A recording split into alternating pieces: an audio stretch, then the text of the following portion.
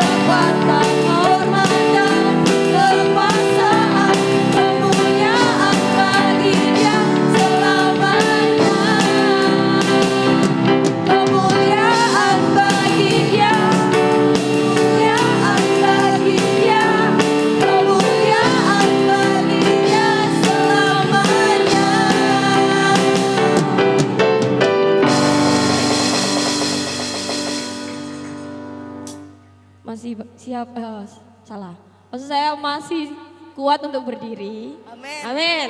Kita sambung dengan ujian nyanyi bagi Dia.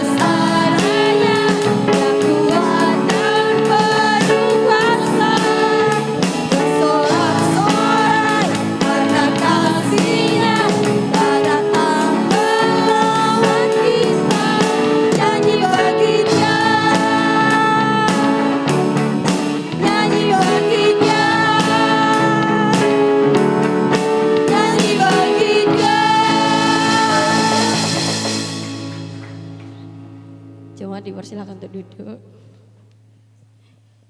Kita sambung dengan Sungguh Kau Mempesona.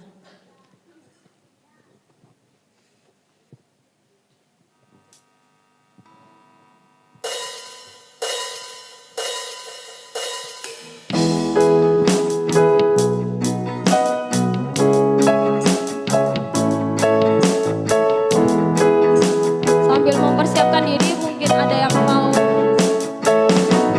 menceritakan cinta kasih Tuhan.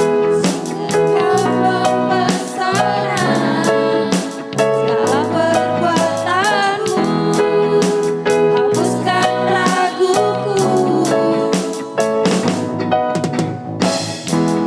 Kau buktikan kasih-Mu, mati bagiku, hapuskan dosaku.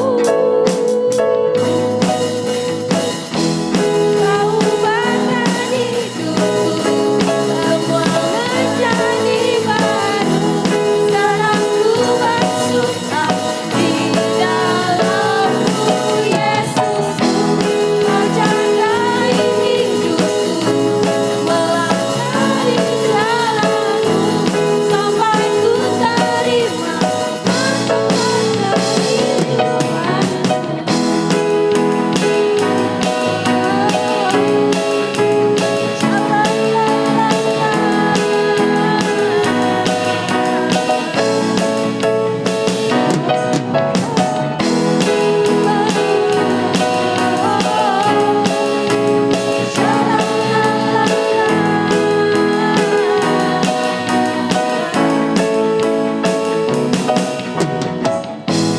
Sungguh Kau mempesona, segala perbuatanmu hapuskan raguku.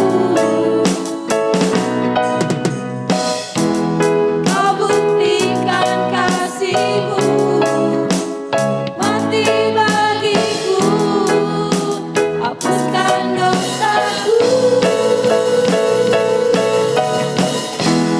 Kau ubahkan hidupku, semua menjadi baru.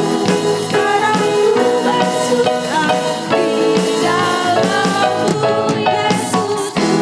Kau jagai hidupku, melangkah di jalan-Mu, sampai ku terima pertolongan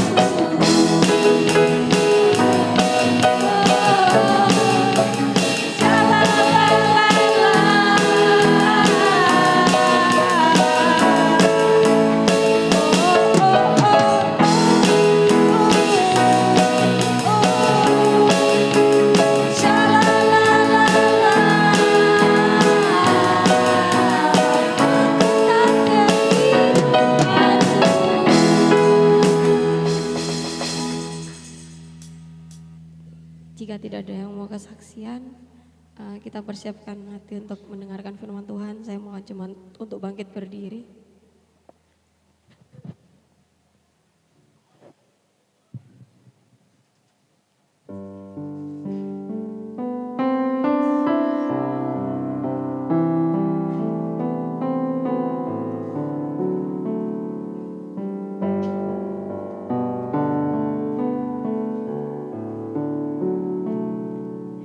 Bila ku buka mataku dan lihat wajah-Mu,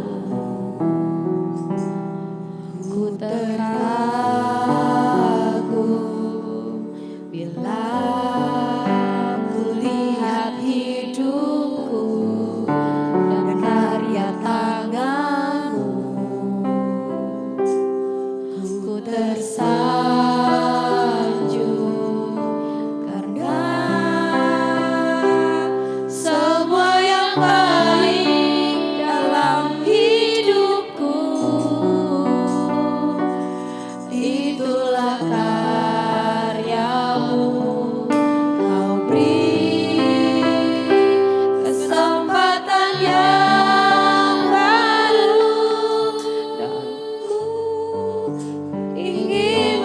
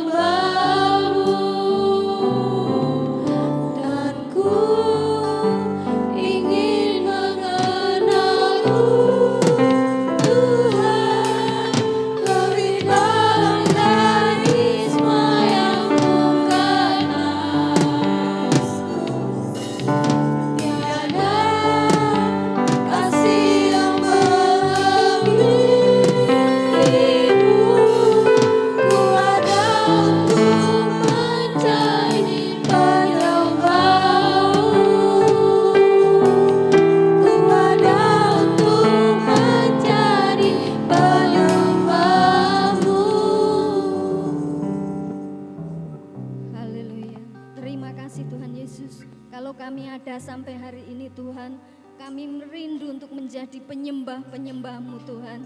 Terima kasih Tuhan buat kesempatan yang baru yang masih Engkau berikan pada kami. Terima kasih Tuhan untuk hari yang diberkati, untuk hari yang dikuduskan Tuhan pada pagi hari ini. Terima kasih Tuhan Yesus, berkaryalah lebih lagi Roh Kudus. Kami mau menanggalkan setiap beban kami Tuhan. Kami ingin menjadi seperti yang Engkau mau Tuhan. Melalui kebenaran firman-Mu pagi hari ini Tuhan, biarlah kami boleh mengerti isi hati-Mu. Terima kasih Tuhan, kami persiapkan hati kami menjadi tanah yang subur, supaya firman-Mu yang ditaburkan Tuhan boleh bertumbuh, boleh berbuah. Terima kasih Tuhan, berkati hamba-Mu yang akan menyampaikan kebenaran isi hati-Mu. Tutup bungkus dengan kuasa darah-Mu, dan biarlah Roh Kudus senantiasa ada di tengah-tengah kami. Di dalam nama Tuhan kami Yesus Kristus, kami sambut firman-Mu pada pagi hari ini dengan ucapan syukur. Haleluya. Amin. Puji nama Tuhan. Selamat pagi Bapak Ibu. Ada haleluya. Ya, hari ini kita ada tamu. Nanti mungkin Pak Agung bisa perkenalkan, mungkin masih banyak yang belum kenal. Waktu dan tempat saya persilakan.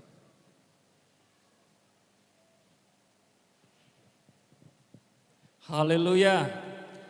Ya, pertama-tama saya mengucap syukur kepada Tuhan Yesus sebagai Gembala Agung kita, kalau berkesempatan boleh berdiri di tempat ini, dan tentunya kepada gembala setempat yang memberi kesempatan kepada saya. Dan tidak ada satu yang kebetulan di dalam Tuhan, karena semuanya Tuhan selalu merancangkan hidup kita hari lepas hari. Ya, sungguh pujian yang sudah kita naikkan adalah pujian yang luar biasa. Kita buka tadi dengan pujian bentuklah, ubahlah hati kita. Ya, dan di saat tadi juga di dalam penutupan juga ada satu pujian yang luar biasa, ya. Sehingga hanya Tuhan yang bisa mengubah, yang bisa membentuk hidup kita, hati kita, pribadi kita supaya sempurna, menuju kepada kesempurnaan seperti yang Tuhan mau. Ya, dengan apa kita bisa diubah dan dibentuk? Hanya dengan Roh Kudus dan dengan firman Tuhan. Ya, saya percaya bahwa jemaat di sini adalah jemaat yang penuh dengan kasih, karena dari namanya saja adalah GBDI kasih, ya. Dan kasih adalah satu dasar kekristenan kita, ya, itu yang membedakan kita dengan kepercayaan yang lain, ya. Kita harus dipenuhi dengan kasih karena Tuhan sudah mati bagi kita, sudah turun ke dalam dunia ini karena Dia begitu besar mengasihi saudara dan saya. Puji Tuhan, ya, Tuhan Yesus baik, amin. Ya, sebentar, mohon maaf ya, saya pakai laptop karena saya dengan tab saya tidak berfungsi tadi. Kita akan bersama-sama belajar firman Tuhan, ya, beberapa saat. Saya akan berbicara terkait dengan kehadiran Tuhan Yesus yang membawa mujizat, kehadiran Tuhan Yesus yang bisa membawa kemenangan. Ya, haleluya. Ya. Kita tahu bahwa di dalam Markus 10 kita akan baca bersama-sama dari ayat 46 sampai 52, ya. Kita akan baca bergantian, dan ini mungkin sudah satu ayat yang sudah umum, ya. Mungkin kita sudah berkali-kali kita mendengarkan, melihat daripada Markus 10, di mana perikopnya dikatakan bahwa Yesus menyembuhkan Bartimius, ya. Itu kalau di dalam Markus, tetapi kalau di dalam Matius dan Lukas itu Yesus menyembuhkan orang buta, ya. Saya akan baca di ayat yang genap, ya, nanti bergantian saudara semuanya yang ayat yang ganjil. Oh ya, mohon maaf tadi dari Bapak Gembala ya, saya belum memperkenalkan diri. Saya bukan tamu sebenarnya, karena dari tetangga ya, tetangga sebelah. Ya, saya tinggal di Pondok Chandra juga, jadi masih bersebelahan. Saya berjemaat di GPDI Haleluya. Ya, jadi sudah kenal lama dengan Bapak Gembala saudara, dan di sini yang saya kenal sih ini saudara Eko ya, keluarga saudara Eko suami istri. Saya sudah mengenal karena saya beberapa kali sebenarnya sudah pernah ke sini. Ya, kita menyingkat waktu, saya bacakan di Markus 10 ayat yang ke-46. Lalu tibalah Yesus dan murid-muridnya di Yeriko. Dan ketika Yesus keluar dari Yeriko bersama-sama dengan murid-muridnya dan orang banyak yang berbondong-bondong, ada seorang pengemis yang buta bernama Bartimius, anak Timius, duduk di pinggir jalan.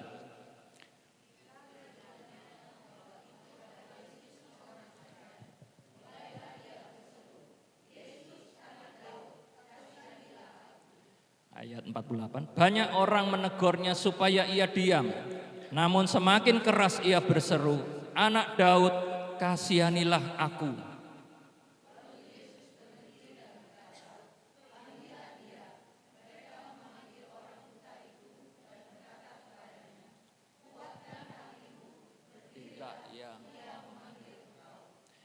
Lalu ia menanggalkan jubahnya. Ia segera berdiri dan pergi mendapatkan Yesus.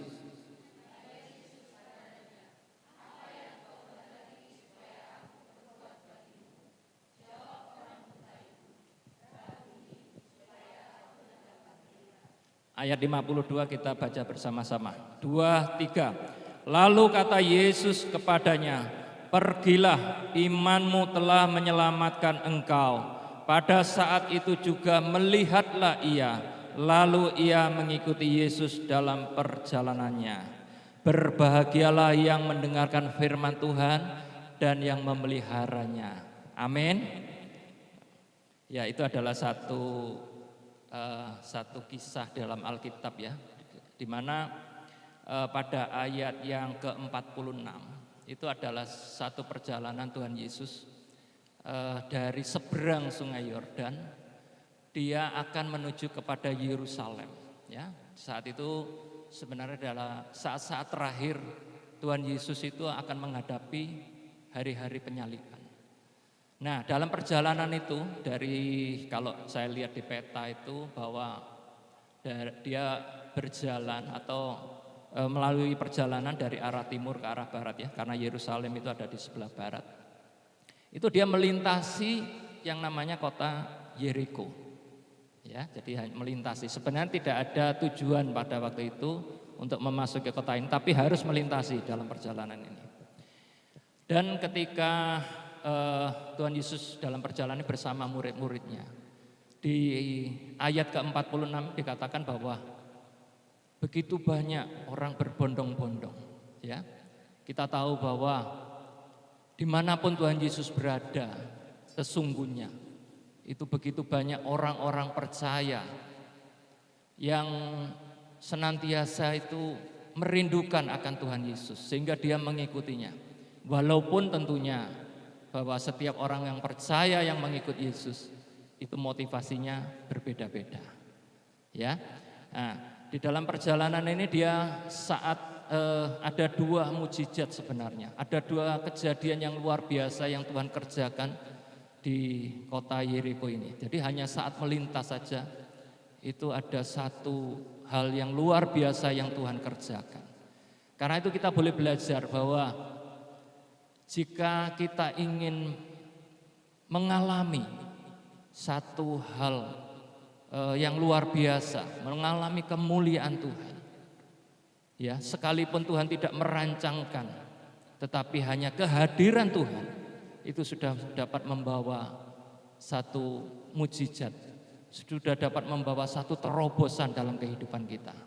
Ya, nah di kota Yeriko ini kalau kita baca di ayat tadi bahwa yang pertama itu adalah Tuhan Yesus melakukan mujizat kesembuhan atas orang miskin yang buta. Ya, Dan dalam hal ini memang kata miskin dan buta itu bisa diartikan dalam dua pengertian ya. Pengertian yang pertama adalah secara jasmani, memang miskin tidak memiliki apa-apa, buta tidak dapat bisa melihat. Tetapi ada satu pengertian secara rohani, bahwa kemiskinan itu adalah satu hal kekeringan, satu hal kehampaan. Kekeringan akan apa? Kekeringan akan hati kita, kehampaan akan hati kita ya. Kita tidak dipenuhi dengan sukacita, tidak dipenuhi dengan damai sejahtera, bahkan akan kebimbangan ya. Khususnya kita juga tidak bisa memungkiri bahwa pandemi yang terjadi yang Tuhan izinkan itu bukan hanya dialami oleh orang-orang yang di luar Tuhan, tetapi kita semua anak-anak Tuhan itu juga mengalami yang sama. Ya. Yang kedua, ada satu mujizat ya, setelah pasal berikutnya adalah cerita Sakius yang dimana dia dapat diselamatkan, sekeluarganya diselamatkan, dan Sakius membagikan berkat kepada orang-orang miskin. Ya, itu adalah satu mujizat yang Tuhan kerjakan hanya saat melintasi kota Yeriko. Nah, kehadiran Tuhan Yesus yang selalu menarik kerinduan orang ini pada saat itu tentunya menjadi pertanyaan bagi kita semua. Bagaimana dengan kita? Ya, seperti yang kita lakukan pada pagi hari ini. Satu hal yang luar biasa ya, saya melihat jemaat di sini yang saya dengar dari Bapak Gembala dengan berbagai macam kesulitan.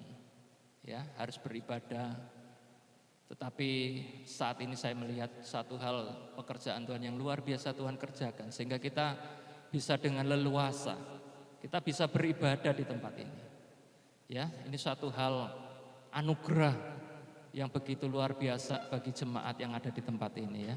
Karena itu tetaplah setia, tetaplah sungguh-sungguh, tetaplah memiliki hati yang antusias di dalam mencari Tuhan.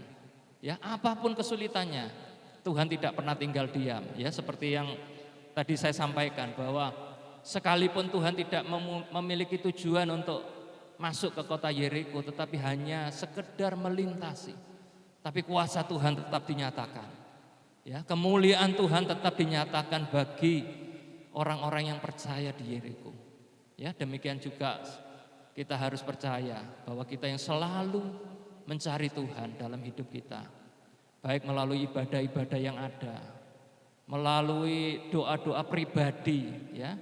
Saya juga mendengar bahwa di sini adalah jemaat-jemaat yang sangat setia.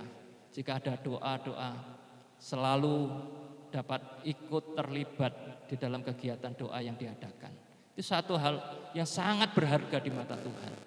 Ya, puji Tuhan. Kemudian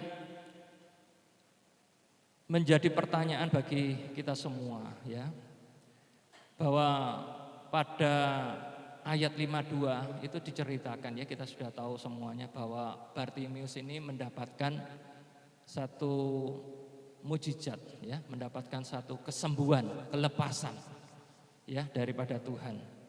Nah, bagaimana kita melihat bahwa mujizat ini bisa dialami oleh Bartimius?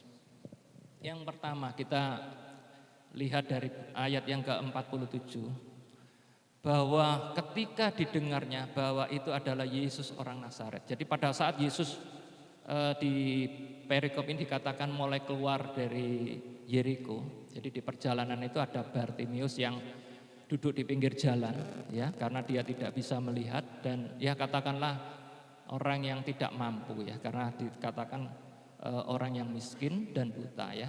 Dia hanya bisa meminta-minta. Nah, tetapi pada saat itu Bartimius mendengar ya bahwa ada sosok Yesus yang melintas di jalan tersebut. Terus kemudian ia berseru, "Yesus anak Daud, kasihanilah aku." Ya. Bagaimana mungkin bahwa seorang Bartimius yang buta ya, yang sehari-harinya hidup di jalanan, itu bisa mengetahui adanya Yesus. Ya. Artinya bahwa Bartimeus ini sesungguhnya adalah juga bagian dari orang yang percaya, karena di Yeriko yang masuk dalam bagian orang-orang Yahudi itu adalah pada umumnya adalah orang-orang yang percaya, ya, sudah mengenal Tuhan Yesus. Makanya dia berkata bahwa Yesus anak Daud, ya. Anak Daud itu adalah panggilan bagi Tuhan Yesus, panggilan dalam pengertian seorang Mesias. Jadi panggilan Tuhan Yesus itu adalah sebagai Mesias, itu adalah anak Daud. Nah, di bagian ini dikatakanlah mulailah ia berseru Yesus. Artinya bahwa di saat dia mendengar ada Yesus yang melintas, itu adalah imannya bangkit. Ya, jadi yang pertama Bartimeus mengalami satu mujizat ini adalah karena dia mengenal Tuhan Yesus dengan benar.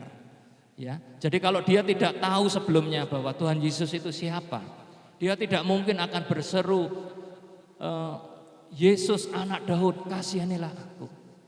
Ya, karena dia tidak mengenal. Tetapi dalam hal ini Bartimeus sebelumnya sudah mengenal. Ya, sehingga dia saat mendengar ada Tuhan Yesus yang dia kenal itu siapa? Ya, sebagai Tuhan, sebagai juru selamat, sebagai penyembuh, makanya imannya langsung bangkit dan dia berseru. Ya, dia tahu kepada siapa dia harus berharap. Ya, nah, demikian juga ya kalau di dalam kehidupan kita biasanya kalau kita mengalami satu kesulitan dan persoalan, ya, misalkan katakanlah dalam hal keuangan, seringkali kita berharap kepada seseorang yang tentunya dikatakan lebih mampu. Kalau dia mengenal, ya, entah itu misalkan mengharapkan satu pinjaman dan sebagainya. Ya, nah demikian juga Bartimeus ini, karena dia kenal, makanya dia bisa langsung berseru. Ya, nah kemudian yang kedua, selain mengenal Tuhan Yesus dengan benar, adalah Bartimeus memiliki iman yang mulai bertumbuh, ya, iman yang mulai timbul. Ya, dalam hal ini pengertiannya iman yang tumbuh atau timbul itu adalah berarti sebelumnya dia sebenarnya sudah memiliki iman karena dia adalah orang yang percaya. Tapi sedemikian lama karena kesulitan, karena pergumulan hidup, ya, imannya bisa juga padam. Ya. Nah, oleh sebab itu kita akan belajar, ya, bagaimana kita tahu bahwa iman Bartimeus ini bisa bangkit atau timbul, ya. Di dalam ayat ke-47 dikatakan ketika didengarnya bahwa itu adalah Yesus. Ya. Dengan kata lain bahwa Bartimeus ini mendengar tentang Yesus dan imannya bangkit, ya. Kita bisa lihat bahwa dalam Roma 10 ayat 17, ya, Roma 10 ayat 17. Jadi iman timbul dari pendengaran dan pendengaran oleh firman Kristus. Ya. Dan di dalam ayat ke-47 ketika didengarnya, jadi Bartimeus ini mendengar bahwa itu adalah Yesus. Di dalam Yohanes 1 ayat 1 dikatakan bahwa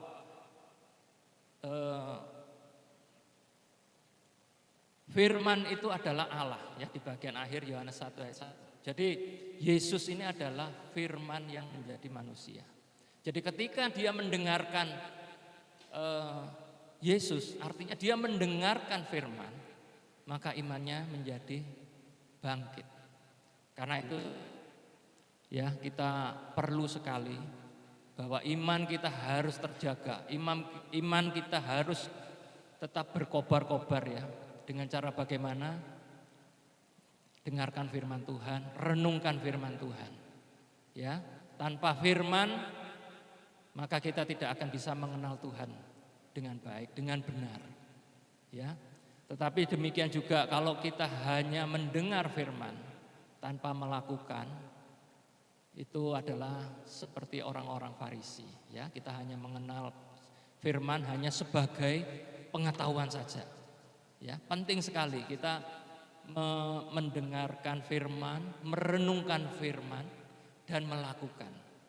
Ya, makanya itu di dalam ayat 47 ini dikatakan bahwa ketika didengarnya bahwa itu adalah Yesus orang Nazaret, imannya timbul dan dia melakukan. Mulailah ia berseru, Yesus anak Daud, kasihanilah aku. Jadi dia beriman, dia percaya dan dia melakukan. Ya. Terkait dengan iman ini ya, sebenarnya kita dengan iman kita di firman Tuhan ya, khususnya di dalam Kejadian ada satu contoh yang sangat menarik sekali. Ya, kita bisa belajar bagaimana Tuhan membangkitkan iman dari seorang Abraham ya. Yang pada saat itu dia telah menerima janji Tuhan, tetapi mengalami satu kebimbangan atau keraguan. Ya, demikian pula kita seringkali tidak bisa dipungkiri ya, kita sebagai manusia biasa ya, saudara-saudara semuanya sering kita mengalami satu kebimbangan, keraguan jika ya saat doa-doa kita belum dijawab. Saat pergumulan kita masih kapan berakhirnya ini. Ya, dalam mungkin berbagai macam pergumulan. Ya, tidak saudara-saudara sebagai jemaat, hamba Tuhan, siapapun anak-anak Tuhan, itu bisa Tuhan izinkan menghadapi satu pergumulan. Karena pergumulan ini bukan sesuatu maksud yang jahat atau maksud yang buruk dari Tuhan. Karena Tuhan tidak pernah salah. Dia selalu merancangkan yang terbaik bagi kita. Ya. Dalam Kejadian 15 ayat 5 itu dikatakan ya, di saat Abraham sedang mengalami keraguan atau kebimbangan ya. Lalu Tuhan membawa Abram keluar serta berfirman, coba lihat ke langit, hitunglah bintang-bintang, jika engkau dapat menghitungnya. Maka firman-Nya kepadanya,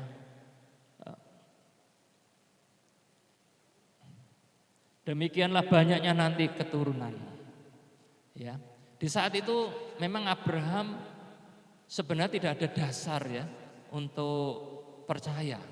Ya, di firman Tuhan kalau kita baca, dan ini sudah menjadikan satu ayat yang sering kali kita baca tentunya, bahwa di dalam keraguan, kebimbangan, menantikan janji Tuhan akan keturunan. Tapi dia belum memperolehnya ya, di saat usianya yang sudah usur ya, sudah tua, sudah senior gitu, yang tidak memungkinkan dia untuk memiliki anak. Ya. Dan kita tahu bahwa pada saat zaman Abraham atau Abram itu, hidup mereka kan ada di dalam kemah-kemah, ya, dalam kemah ya, tidak seperti saat ini. Nah, hari-harinya ya hidupnya khususnya bersama istrinya, ya, bersama Sarah. Dan yang dia lihat hari-harinya ya istrinya.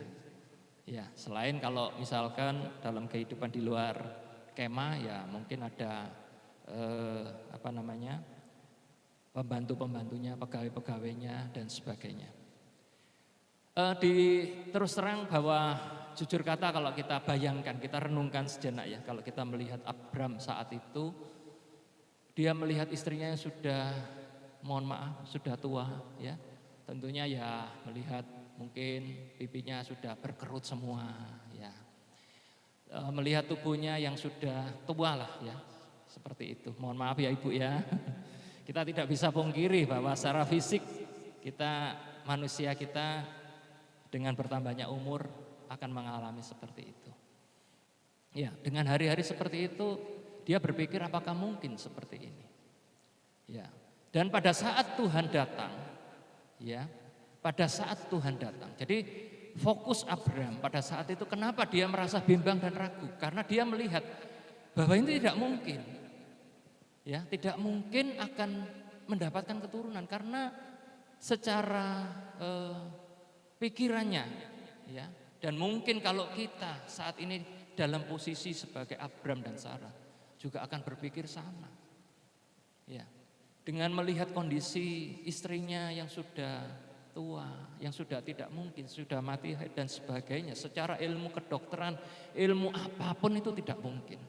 Ya, tetapi Tuhan sudah menjanjikan berfirman, sudah memberikan janji kepada Abraham, ya. Karena itu pada saat Tuhan datang dan dia berikan satu firman, ya, bahwa bagaimana Tuhan mengangkat iman Abraham, bahwa Tuhan membawa Abraham keluar, artinya keluar dari kemahnya, ya, serta berfirman, coba lihat ke langit, hitunglah bintang-bintang, jika engkau dapat menghitungnya, ya. Zaman saat itu aja, zaman sekarang aja dengan teknologi yang ada tidak bisa menghitung banyaknya bintang-bintang yang ada di langit, ya. Terlebih pada saat itu. Ya, nah, kenapa Tuhan menarik? Supaya Abraham ini keluar dari pikirannya. Dia hanya melihat bahwa ketidakmustahilan. Dia hanya melihat ketidakmungkinan yang ada di dalam kemah tersebut. Sehingga Abraham ditarik Tuhan keluar untuk melihat kemuliaan Tuhan. Ya, karena itu saudara, dan di saat dia setelah keluar, ya, ayat 6 itu firman Tuhan katakan bahwa lalu percayalah Abraham kepada Tuhan, maka Tuhan memperhitungkan hal itu kepadanya sebagai kebenaran. Amin. Ya, itu sebagai kebenaran, Tuhan yang menyatakan sendiri. Ya, jadi di saat Abraham setelah keluar melihat bintang-bintang di langit, melihat kemuliaan Tuhan, melihat kebesaran Tuhan, Abraham menjadi percaya. Dan hal kepercayaan ini yang menjadikan Abraham, Tuhan memperhitungkan hal itu kepadanya sebagai kebenaran. Makanya di ayat-ayat selanjutnya dikatakan bahwa Abraham digantikan menjadi Abraham dan dia adalah menjadi bapak orang yang beriman. Ya, apa yang bisa kita pelajari, saudara? Karena itu setiap kita tidak mungkin selama hidup di dalam dunia ini kita akan tidak mengalami yang namanya pergumulan. Ya, dan setiap kita masing-masing pergumulannya tentu berbeda-beda. Ya. Nah, jika kita mengalami satu pergumulan, fokus kita, pikiran kita jangan hanya melihat kepada besarnya pergumulan. Pergumulan bukan besar sebenarnya. Cuman karena kita terus memikirkan pergumulan atau persoalan yang kita hadapi, itu menjadikan kemuliaan Tuhan, kebesaran Tuhan itu tidak terlihat karena terhalangi oleh persoalan pergumulan yang kita hadapi. Ya, jadi kalau kita seperti di dalam ayat 6 tadi, percayalah Abraham. Jadi kalau kita mengingat kebaikan Tuhan selama hidup kita, ya, setiap kita bernafas itu adalah karena kebaikan Tuhan, karena kemurahan Tuhan. Kita bisa beribadah di sini, itu karena anugerah Tuhan. Begitu banyak orang-orang yang tidak bisa beribadah seperti kita. Ya, karena itu saudara, bahwa apa yang kita lakukan dengan iman yang percaya kepada Tuhan, itu adalah Tuhan perhitungkan sebagai kebenaran. Ya, amin. Ya, haleluya, Tuhan baik, saudara. Ya, selanjutnya ya, jadi kita boleh belajar kalau iman itu dengan bapak orang beriman. Ya, bagaimana Abraham bisa mendapatkan penggenapan janji Tuhan. Ya. Dalam ayat berikutnya adalah kita kembali ke ayat pokok di dalam Markus 10 ayat 48. Ya. Yang ketiga ya, yang ketiga, kenapa bahwa Bartimius mendapatkan satu mengalami mujizat ya, mengalami terobosan ya. Banyak orang menegurnya supaya ia diam, namun semakin keras ia berseru, anak Daud, kasihanilah aku. Ya, dia untuk kedua kalinya ya, ia berseru, anak Daud, kasihanilah aku. Ya. Yang ketiga adalah dia tidak menyerah. Ya, Bartimius tidak menyerah, tetapi tetap berdoa dan menyembah. Ya, sekalipun mungkin di saat itu kalau kita bayangkan ya, itu adalah satu kondisi di mana begitu banyaknya orang-orang berbondong-bondong ya di jalanan itu, Bartimius itu tidak tahu di mana Yesus berada, tapi dia hanya berseru, ya. Kalau saya buka di dalam terjemahan yang lain, ya, terjemahan sederhana Indonesia, yang versi ketika dikatakan itu menggunakan kata berteriak. Jadi berseru itu menggunakan kata berteriak. Ya, dalam terjemahan dikatakan banyak orang kesal mendengarnya dan menyuruh dia diam. Ya, kalau di ayat ini adalah dikatakan banyak orang menegurnya supaya ia diam. Tetapi kalau di dalam terjemahan sederhana Indonesia, banyak orang kesal mendengarnya dan menyuruh diam.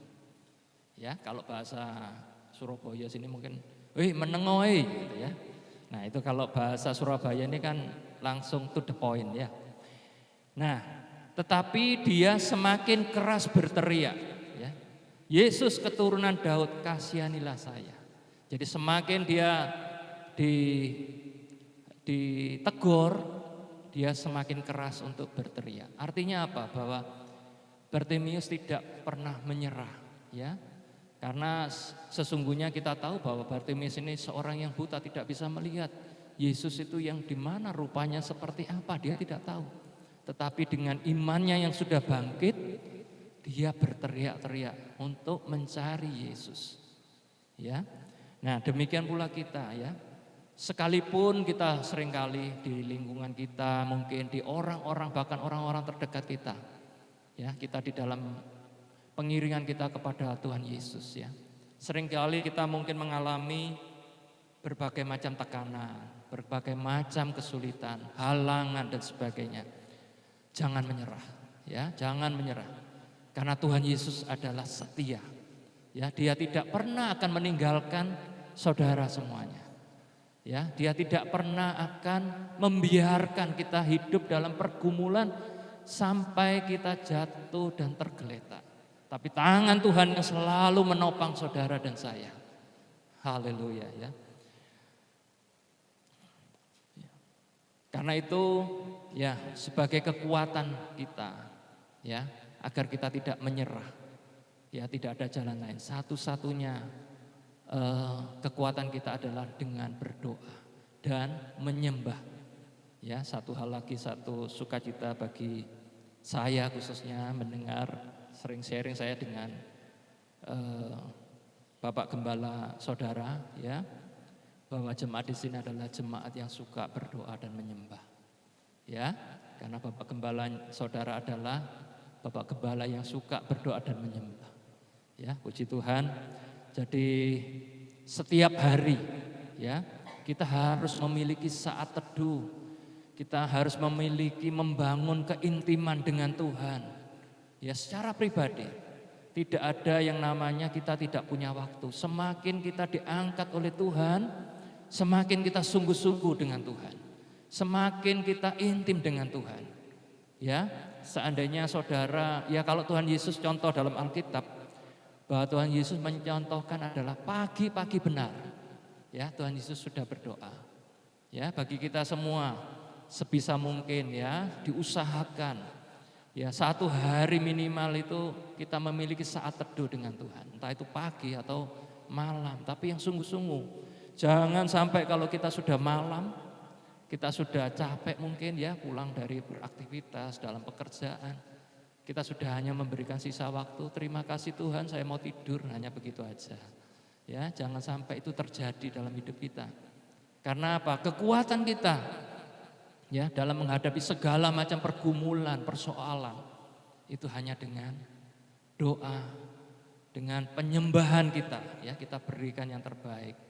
Ya, di saat ibadah seperti yang sudah kita lakukan bersama-sama pada saat ini, WL tadi sudah memimpin kita dalam penyembahan.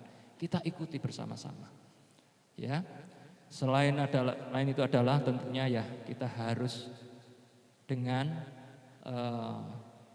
baca firman Tuhan. Ya, saya sering dengan Bapak Gembala Saudara, ya, lewat WA saya tanya. Jadi kalau saudara-saudara ada yang tidak mengerti dengan apapun ayat firman Tuhan, tanya kepada Gembala Saudara. Jangan malu-malu. Saya sendiri masih sering ke Bapak Gembala Saudara, ya, tanya firman ini apa dan sebagainya. Karena kita perlu bertumbuh. Makanan kita adalah firman. ya, supaya iman kita semakin bertumbuh, semakin kuat. Ya, khususnya menghadapi sekarang ini, saudara-saudara semuanya ya, setelah masa pandemi. Sudah lewat memang, pandemi ini kita sudah lewat. Tetapi dampaknya yang tidak lewat, ya, banyak sekali. Ya, kalau di dalam gereja ini, saya nggak tahu di sini apakah jumlahnya tetap bertambah atau bagaimana. Tetapi kalau di saya berjemaat di GBD Haleluya, jujur kata berkurang. Kenapa demikian? Karena di gereja kami juga menyiarkan secara online, ya, sehingga banyak sekarang jemaat itu yang mengikuti ibadah secara online.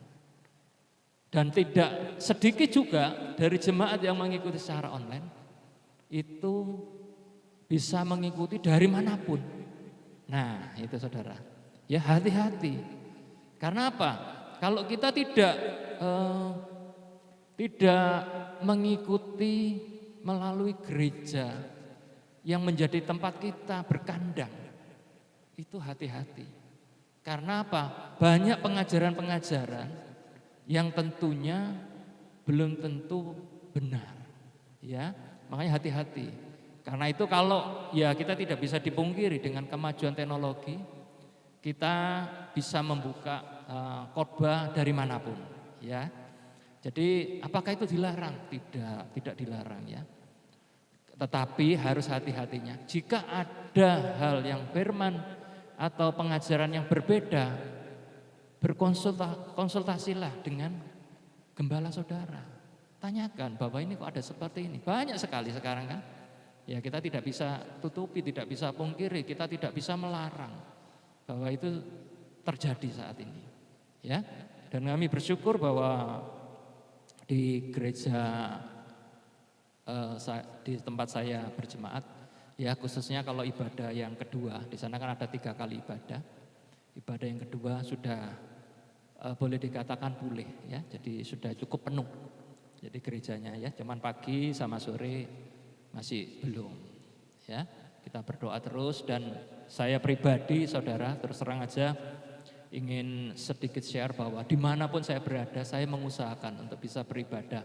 Jadi sekalipun ya saya karena sering keluar kota juga karena tugas pekerjaan, itu saya pasti yang kalau melewati hari Minggu ya, misalkan melewati hari Minggu, saya berusaha pasti mencari gereja. Ya, jadi artinya sebelumnya kita persiapkan, jadi di mana kita mau beribadah hari Minggunya sehingga tidak kesulitan. Dan itu adalah satu anugerah terus terang, bukan karena kemampuan kita, bukan karena apa ya, karena kita sok ingin menjadi seorang yang dilihat rohani dan sebagainya, tidak. Tapi karena benar-benar anugerah dari yang Tuhan taruh, kerinduan. Jadi kita kerinduan, kalau kita tidak beribadah ke gereja, itu ada satu hal yang kita merasa kehilangan. Ya, jadi itulah saudara, ya jemaat yang ada di tempat ini. Jadi kalau ke gereja itu jangan karena hal-hal lain itu bisa mengalahkan kita untuk beribadah datang kepada gereja, ke gereja ini ya. Karena itu jangan sampai walaupun kita ada bisa online, saya tidak tahu ini online atau bukan atau ngerekam aja, offline ya. Jadi kalau ada misalkan ada gereja yang online, kalian harus hadir, ya jemaat-jemaat harus hadir karena ada sesuatu berkat yang berbeda, ya secara online dan onsite ini. Ya. Jadi gereja kalau kita kembali kepada firman yang mula-mula bahwa itu tidak ada online, ya. Nah, tapi karena kemajuan teknologi semuanya sudah berubah, ya. Selanjutnya kita lanjut ke ayat yang ke-48 ya. Ini adalah bagian Bartimeus mendapatkan satu terobosan atau mendapatkan mujizat. Yang keempat, merendahkan hati di hadapan Tuhan. Ya, banyak orang menegurnya supaya ia diam, namun semakin keras ia berseru. Ya, ini bagian yang menunjukkan bahwa Bartimeus merendahkan diri. Anak Daud, kasihanilah aku. Ya. Ini adalah suatu bentuk pengakuan Bartimeus merendahkan diri di hadapan Tuhan. Ya, kasihanilah aku. Ya, siapapun kita ya. Jadi apapun yang kita miliki, ya mungkin kekayaan, mungkin pangkat dan sebagainya, kedudukan, ya, kebisaan, ya, misalkan sudah diberikan kepercayaan untuk melayani Tuhan dan sebagainya. Ini adalah perlu bagi kita semua. Rendahkan diri di hadapan Tuhan. Tanpa merendahkan diri di hadapan Tuhan, tidak akan pernah mengalami yang namanya mujizat, tidak akan mengalami kemenangan, tidak akan mengalami kemuliaan Tuhan. Ya, penting sekali ini. Baik itu di hadapan Tuhan maupun di hadapan manusia. Kesombongan kita tidak ada artinya. Ya, saudara-saudara semuanya. Ya, kita lihat di dalam 1 Petrus ayat 5 dan 6. Ada satu ayat yang terkait dengan ini. 1 Petrus 5 ayat ke-6.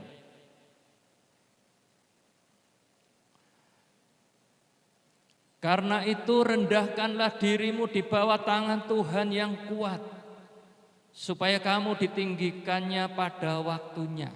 Ya, ini adalah satu bentuk. Rendahkanlah dirimu di tangan Tuhan yang kuat.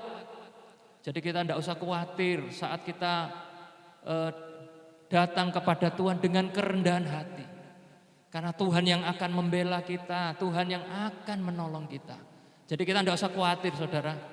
Jika ada mungkin kita diperhadapkan, ya, mungkin dari orang-orang yang yang merasa menekan kita, yang ingin mengganggu kita dan sebagainya. Jangan kita membalas dengan satu kesombongan, ya, jangan kita membalas dengan satu hal yang pertentangan, ya, karena Tuhan yang membela. Karena tangan Tuhan yang kuat, supaya kamu dapat ditinggikan pada waktunya, ya. Itulah janji Tuhan. Amin. Haleluya, ya.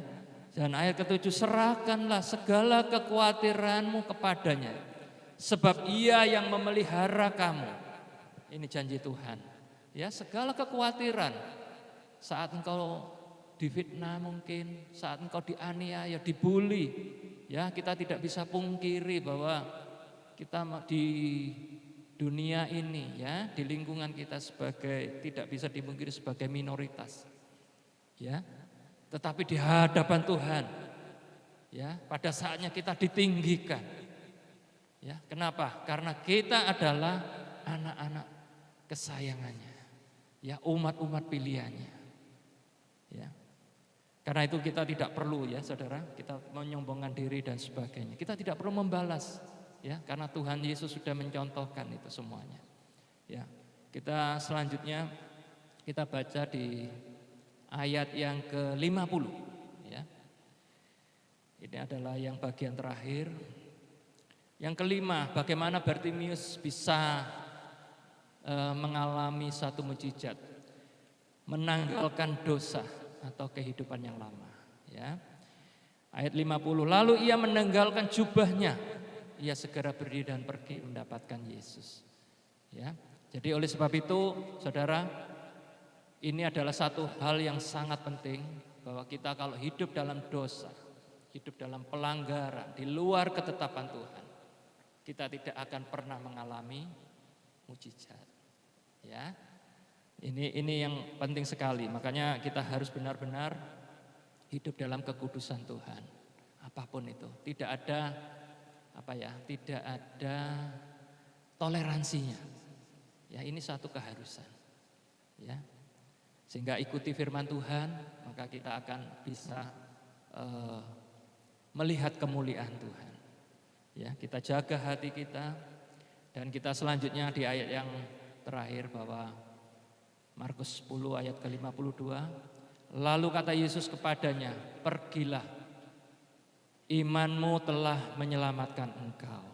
Ya, itu yang pada saat itu juga melihatlah ia. Ini mujizat yang kedua, ya. Pertama adalah keselamatan, yang kedua adalah dia dapat melihat. Lalu ia mengikuti Yesus dalam perjalanannya. Jadi setelah mengalami keselamatan, Bartimius mengalami kesembuhan, ya, mengalami kemudian dia sebagai ucapan syukur, dia mengikuti Yesus dalam perjalanan. Dia mengiringi Yesus. Ya seperti yang saudara dan saya lakukan saat ini. Jangan pernah berhenti untuk mengiringi Yesus. Jangan pernah berhenti untuk kita mengikuti Yesus. Sekali Yesus tetap Yesus. Ya, itu penting saudara. Ya, apapun tekanannya, apapun pergumulan saudara. Ya, tidak pernah Yesus akan membiarkan, karena tangan Yesus, tangan yang kuat tadi ya katakan, akan meninggikan kita. Ya, karena itu saudara, ya, apa yang sudah kita pelajari pagi hari ini ada 5 poin tadi ya. Saya minta mungkin singer BL bisa maju ke depan, kita akan menutup. Jadi kenalilah Tuhan Allah kita ya, Tuhan Yesus dengan benar. Miliki iman yang bertumbuh. Terus kemudian miliki sikap yang tidak pernah menyerah. Ya, apapun kita harus tetap kuat di dalam Tuhan. Ya. Yang keempat adalah rendahkan diri. Jangan kita merasa kemampuan kita, kesombongan kita dan sebagainya. Dan yang kelima adalah tanggalkan semua dosa. Ya, puji Tuhan. Kita tahu bahwa satu kemiskinan ya yang digambarkan tadi itu bisa berupa seperti yang saya katakan di awal bahwa itu adalah satu kekeringan atau kehampaan. Ya, itu penting sekali bahwa kita secara rohani, secara roh, iman kita tidak boleh kering, kita tidak boleh hampa. Kita harus terus untuk bertumbuh di dalam Tuhan. Ya mungkin bisa jadi kita mengalami satu kebutaan, ketidakmengertian akan kebenaran.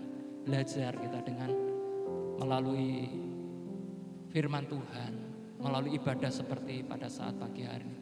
Sekali lagi jika ada hal yang tidak mengerti, ya terus berkonsultasi dengan Bapak Gembala saudara, ya tanyakan agar kita bisa bertumbuh. Ya, baik, saya jemput kita bangkit berdiri. Ya, kita akan berdoa bersama-sama, kita pujikan Lingkupiku.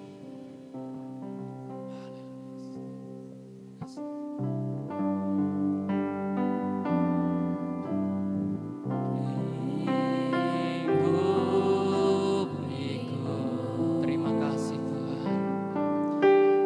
Dengan sayapmu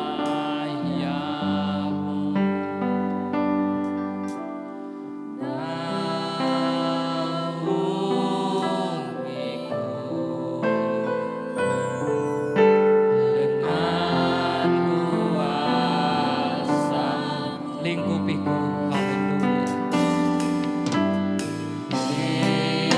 Lingkupiku, amin, haleluya. Dengan sayapmu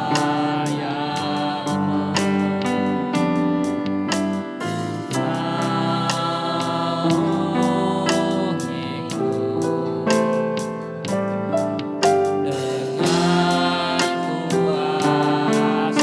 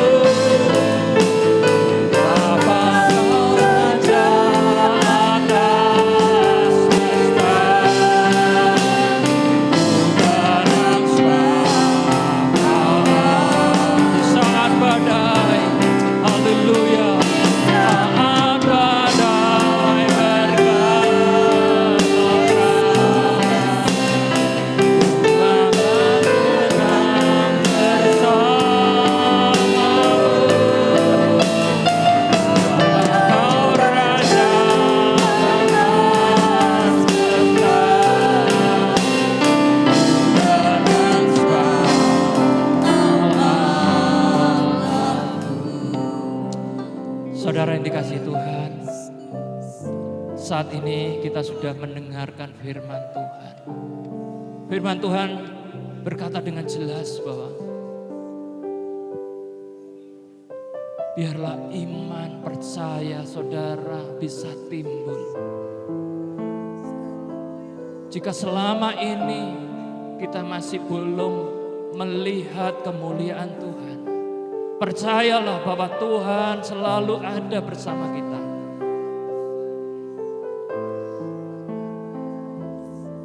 Sungguh-sungguhlah cari Tuhan.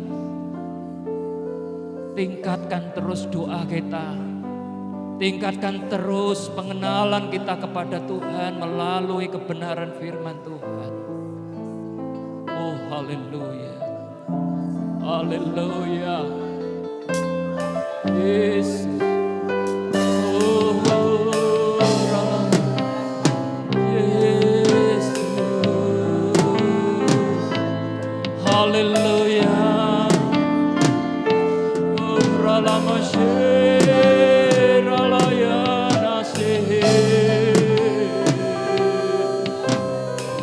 glory.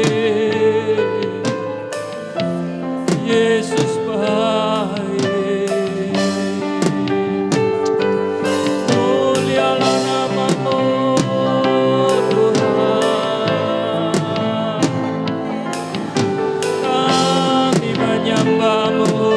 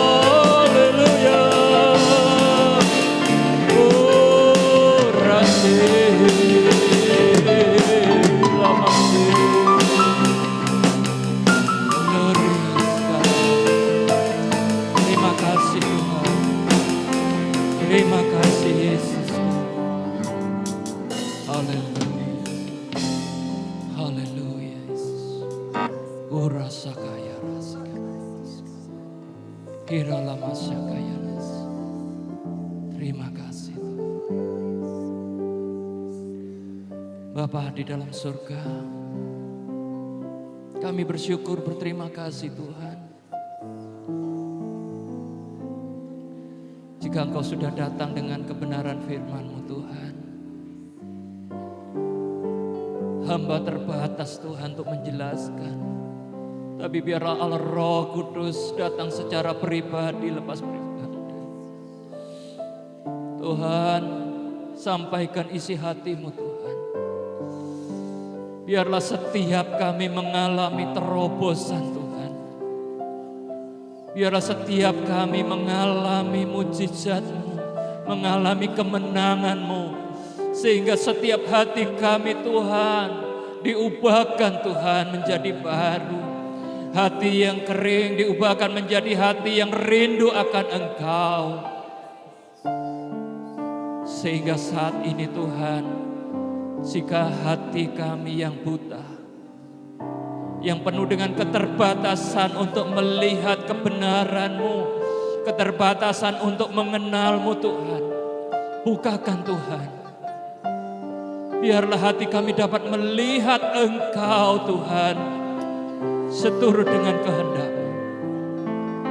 Terima kasih Yesus. Terima kasih Tuhan untuk saat siang hari ini. Kami percaya Tuhan, Engkau hadir di tengah-tengah kami. Engkau hadir di tengah-tengah jemaat ini Tuhan. Ini jemaat milik-Mu Tuhan. Ini gereja-Mu. Apapun Tuhan, Engkaulah perlindungan kami.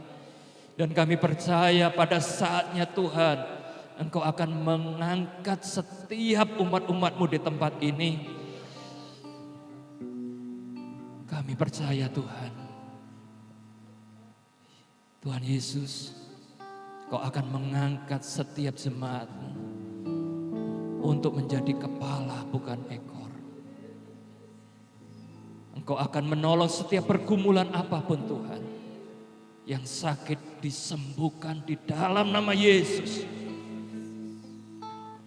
Yang berbeban berat Tuhan, Engkau yang memberi kelegaan. Karena tangan Tuhan yang kuat yang menolong setiap kami. Mereka yang dalam persoalan keuangan, pekerjaan, Tuhan yang menyediakan karena Engkau adalah Yehova Jireh. Terima kasih Tuhan, anak-anak kami di dalam studi sekolahnya Tuhan. Engkau yang memberkati, Engkau yang menolong Tuhan.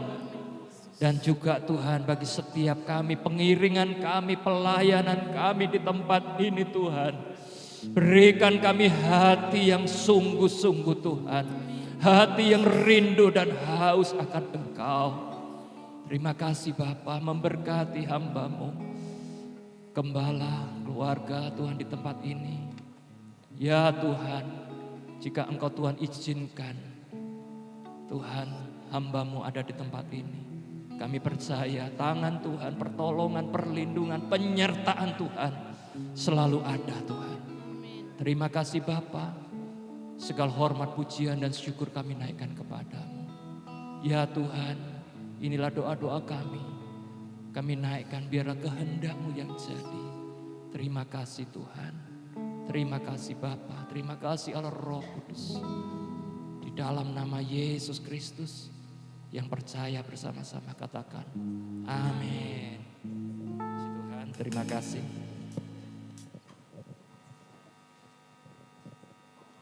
Haleluya, puji Tuhan, jemaat semua diberkati pagi hari ini, amin. Terima kasih untuk pelayanan di Bapak Agung, Tuhan memberkati selalu. Kita akan memberikan korban persembahan. Persembahan dijalankan 2 kali, persembahan kedua untuk kas Natal kita. Angkatlah suaramu.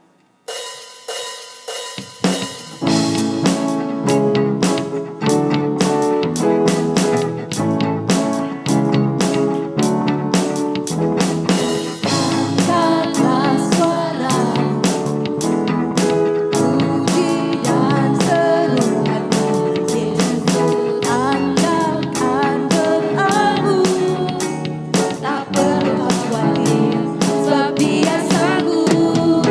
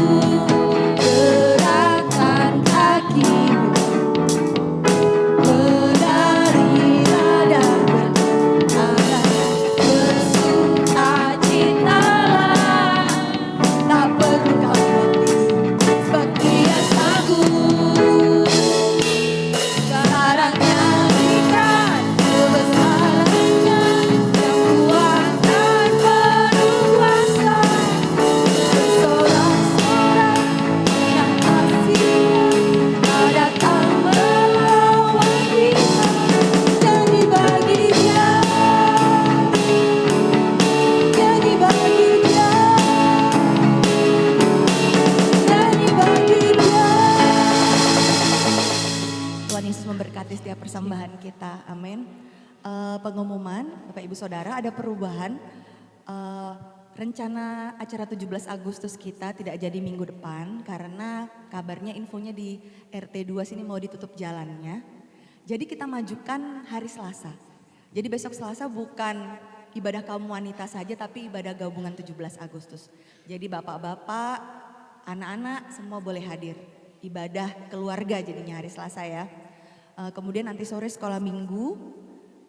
Jadi hari Minggu juga ada perubahan, ibadahnya sore. Jam 6 ya. Jam 6 sore. Jam 6 sore karena kalau pagi masih ditutup jalannya kita bisa ibadah jam 6 sore. Mungkin itu saja, ada pengumuman lain? Oke. Yang berulang tahun Ibu Sri Wahyuni. Siapa lagi yang belum didoakan? Ibu Nur sudah ya kemarin ya? Belum ya Ibu di depan. Ada lagi mungkin yang tidak disebutkan bisa maju ke depan. Mari kita bangkit berdiri, kita angkat pujian kiranya.